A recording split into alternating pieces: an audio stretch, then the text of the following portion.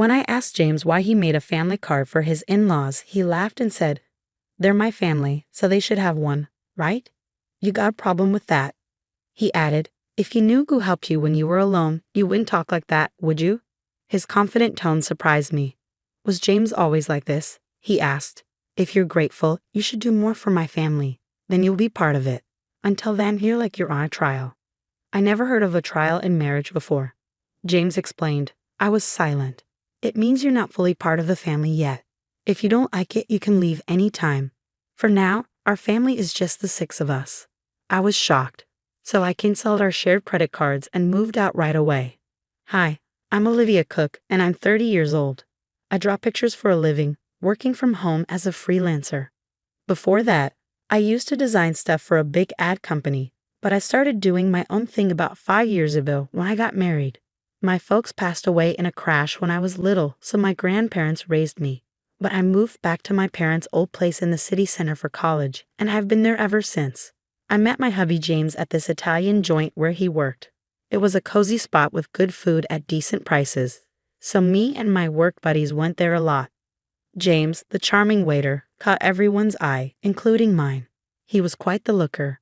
The manager even joked that some folks came just to see him, and I totally got why. Can't deny, I was a bit of a fan myself. He had this cool vibe that really stood out. We grew closer pretty fast, and before we knew it, folks were calling us a couple. Surprisingly, we ended up tying the knot. I don't remember much from that time.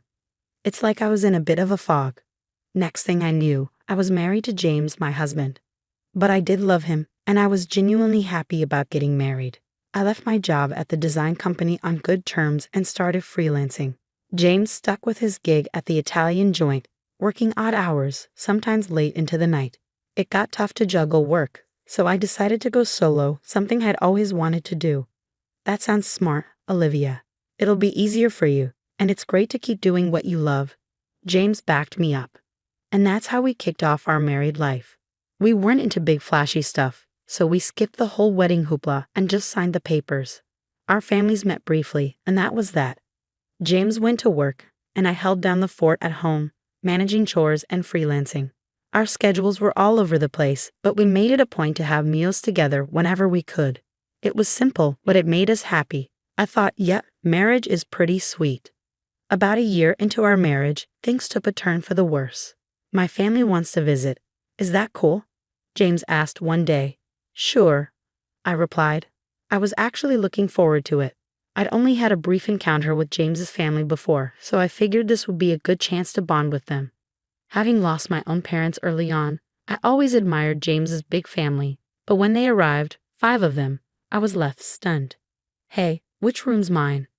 His sister blurted out as soon as they stepped in. She's 35, 3 years older than both James and me, and works at a local store. Her abruptness caught me off guard. She seemed so different from the polite person I'd met before.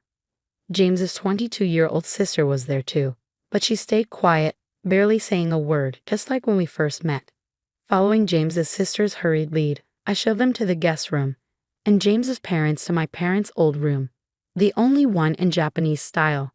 I thought it'd suit them best. Once they settled into their rooms, James's sister declared, "Well, since we're all under the same roof now, you better start treating our family right." I was puzzled by her words, but when I turned to James for clarification, he simply chuckled in a way I'd never heard before. Turns out, they'd given up their place and moved in here without telling me, he explained. Sorry, our family home had to be vacated suddenly, and they had nowhere else to go. I wish he'd informed me earlier. I had assumed it was just for a day or two, not a long. James's family didn't hold back. From the moment they moved in, all 4 of them expected me to handle everything while they did nothing, saying whatever they pleased. They made no effort to find jobs or a place of their own. When I asked about their employment, I got yet another surprise. "Oh, I quit that awful job at the supermarket," his sister confessed. She was working, but it turned out to be just a part-time gig. I'd assumed she had a full-time job given her age, but she admitted she hadn't held a steady job since high school. James's parents also had part-time jobs they gave up before moving in, and his other sister, well, she was unemployed. She claimed to be a student, but that wasn't true. "Why should I work when I'm part of a well-off family now?" she reasoned. When I asked who she was referring to, I received another startling response. You obviously. You received a hefty settlement and insurance payout after your parents' accident, and you don't even have a mortgage on this place. You can live comfortably without having to work, James's sister remarked, chuckling. I voiced my concerns to James when he returned home, but he erupted in a manner I'd never witnessed before. Everyone's exhausted from being suddenly uprooted. Give them some time to recuperate. Or do you want to kick out my family, Olivia? I was stunned into silence. Then, abruptly, James softened his tone. I'm sorry for yelling. It's been a tough day for me too. Can you please try to be a bit more understanding? Looking back, James was adept at manipulating situations with a blend of kindness and severity. But in that moment, I failed to see it, agreeing to endure a bit longer. The situation with James's family grew more oppressive. They treated me like a servant at home and demanded money whenever they went out. We can't even look for jobs without some cash, can we? It's only fair, but if we can't find work, we'll just keep staying here, they reasoned. Reluctantly, I handed over some money, which they claimed to have used up without any luck in the job hunt. I suspected they never even bothered to search, but pointing that out would only lead to accusations without proof. And then James's entire family would lay blame on me for hours.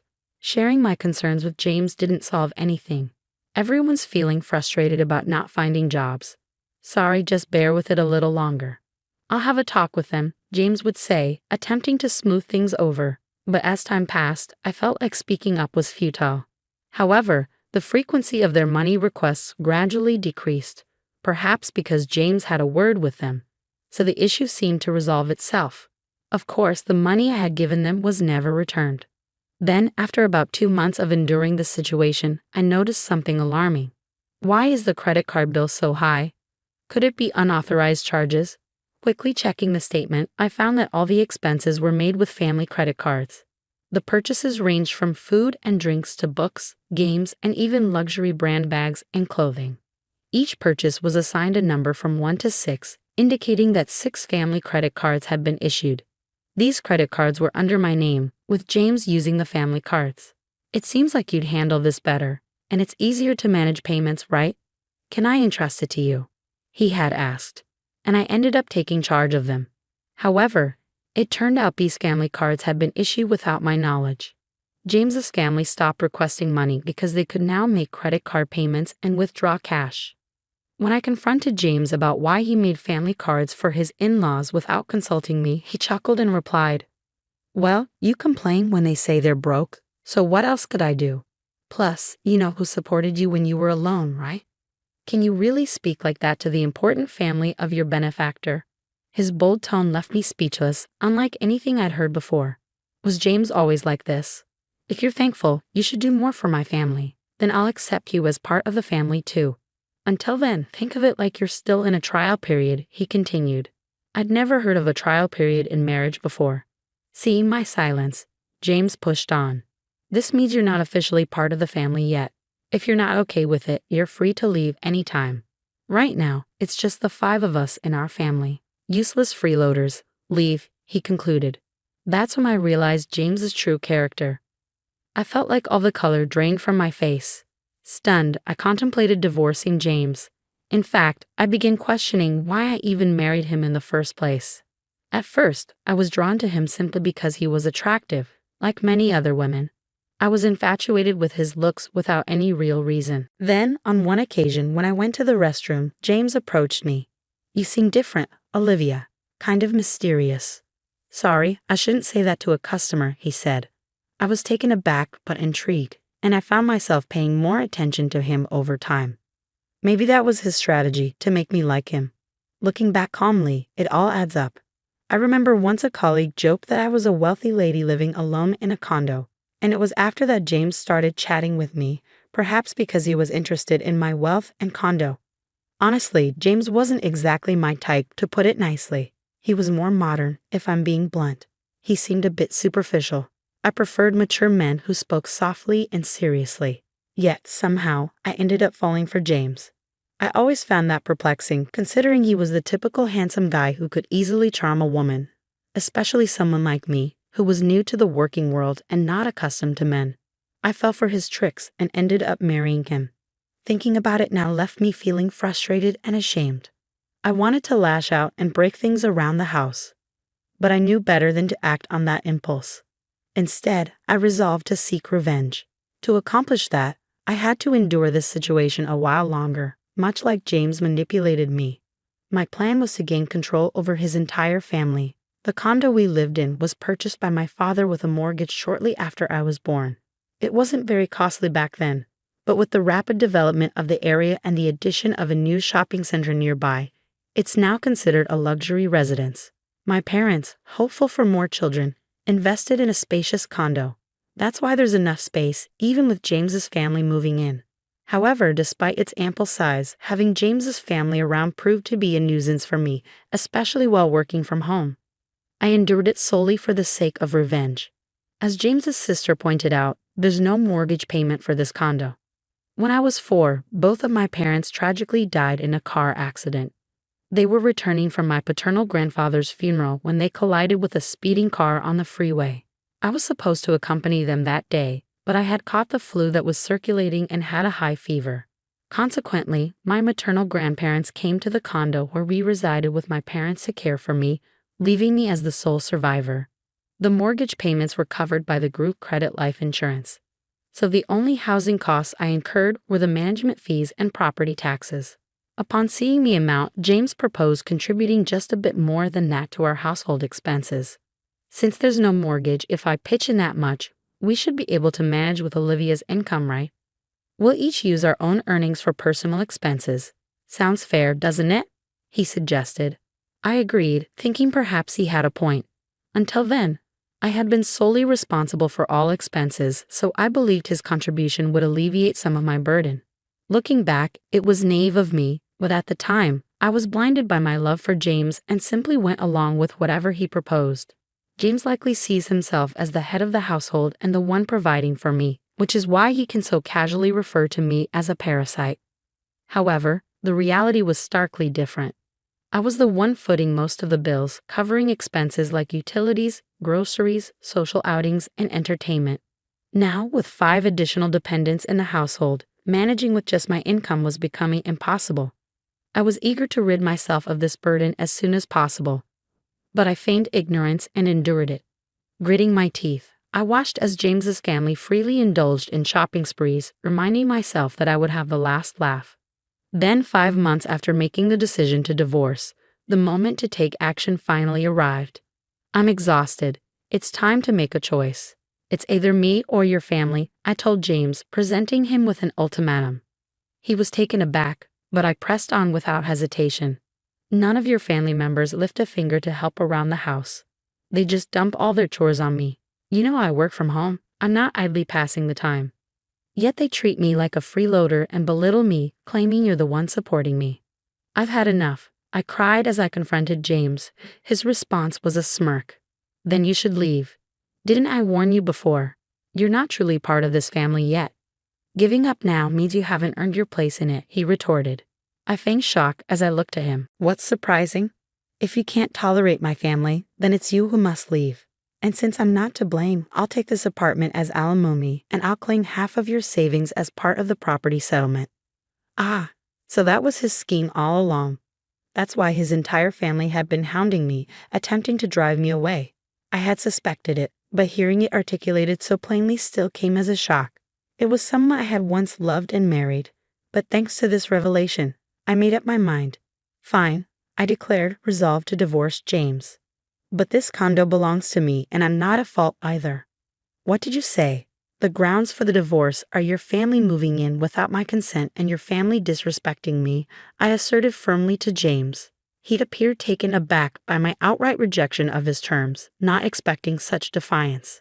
It was understandable, as I had always acquiesced to his demands since our marriage. Recalling those moments filled me with anger. I can't stand another moment with you all, so I'll leave now. But be prepared to vacate as well.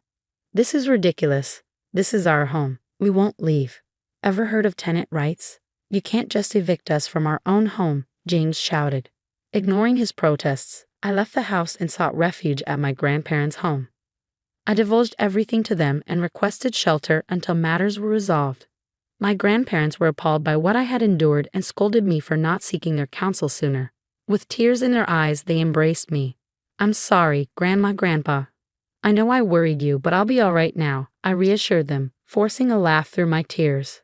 The day after I left the apartment, James wasted no time in contacting me. "What's all this about? What mail are you talking about?"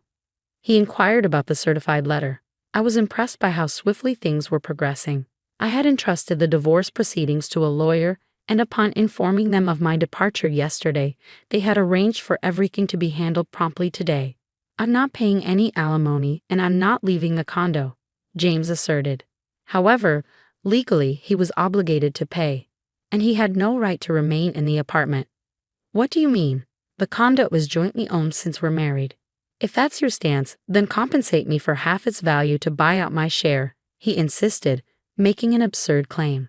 "Continuing this discussion is futile. Please communicate through my lawyer from now on," I stated firmly, ending the call. I anticipated he would likely call again the next day, but I had no desire to engage in further conversation that day. As expected, he rang me the following morning. "What's all this about?" He repeated the same line as the day before, displaying a lack of originality. "What mail are you referring to? The card's not working." "What did you do?" "What I did was cancel it. That card belonged to me, and you were merely an authorized user on the family card, remember? Indeed, before leaving the house, I had transferred all the accounts linked to that card to another one and terminated it. Naturally, the family cards would cease to function when I canceled mine. I was the one covering the expenses," I explained. "Yes, you covered the management fees and property taxes for the first 4 months only. It's not substantial, but I can deduct that from the alimony if you prefer," I mocked him. I heard some muffled shouting from the other end of the line. That's right, James had only paid the agreed amount for just 4 months. He had concocted various excuses about work and other matters, always finding a pretext to postpone payment. Then he abruptly ceased all payments. If he forgot and assumed he was still paying, that's quite a lapse in memory, but I didn't concern myself with it anymore. He's someone I'm severing ties with. His memory holds no significance to me. That's the situation, so please reimburse your share of the living expenses I've been covering. I've meticulously documented our household expenditures, which I'll utilize as evidence to equitably divide our savings. It's marital property, he insisted. Yes, understood. Let's divide it accordingly, I acquiesced. He concluded the call with a reminder not to overlook it. A few days later, he called again with the same inquiry. I realized they were not only deficient in memory but also in vocabulary. "What do you mean by the division of shared property? Why is it 0? You must be swimming in cash from your parents' insurance and alimony," he alleged. "Ah, so that's what they assumed." I patiently clarified that my pre-marriage savings were not part of the shared property, and since we had accumulated no savings during our marriage, it naturally amounted to 0. Don't accuse me of deceit. If you doubt my honesty, why not seek advice? Henceforth, kindly communicate through my attorney. I won't engage in direct communication with you any longer. Farewell, I declared, then terminated the call and blocked James' number. 1 month after my departure, James and his family finally vacated the apartment, not due to a change of heart, but because they could no longer sustain their lifestyle. Predictably, James's income alone couldn't support a family of 5. Accustomed to lavish spending with my card, asking them to tighten their belts was out of the question.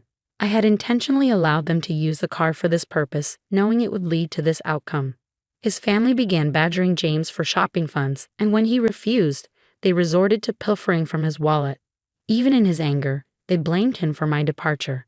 To compound their troubles, the utilities, electricity, gas, and water were all disconnected.